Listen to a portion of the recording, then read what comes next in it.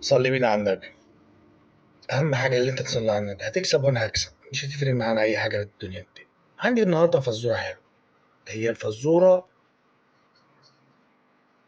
هي حلها في حاجات هتفهمها لك.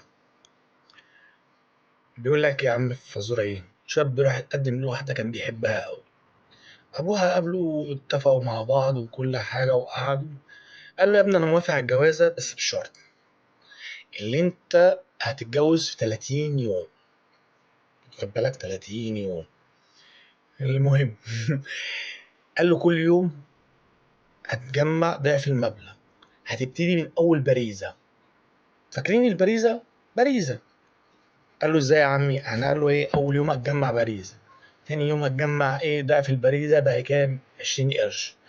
تالت يوم هتجمع ضعف ال 20 قرش 40 قرش، وهكذا لحد ما توصل لل 30. اللي يعرف حل الفزوره دي يكتب في التعليقات وليه هديه، واللي مش هيعرف يتابعنا على الصفحه عشان يعرف حلها. وصدقني الفكره مش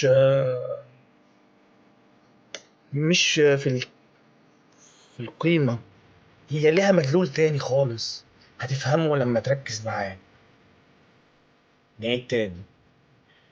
واحد راح يتقدم لواحدة، أبوها وافق قال له بشرط لازم تتجوز في خلال 30 يوم، كل يوم هتجمع ضعف المبلغ اللي انت معاه، هتبتدي من باريزة، تاني يوم هيبقى ريال، تالت يوم هيبقى 40 قرش، رابع يوم هيبقى 80 قرش، خامس يوم هيبقى كام، 160 قرش، وهكذا لحد 30 يوم.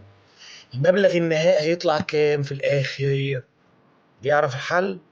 بعت لنا على الصفحة واكتب لنا في التعليقات.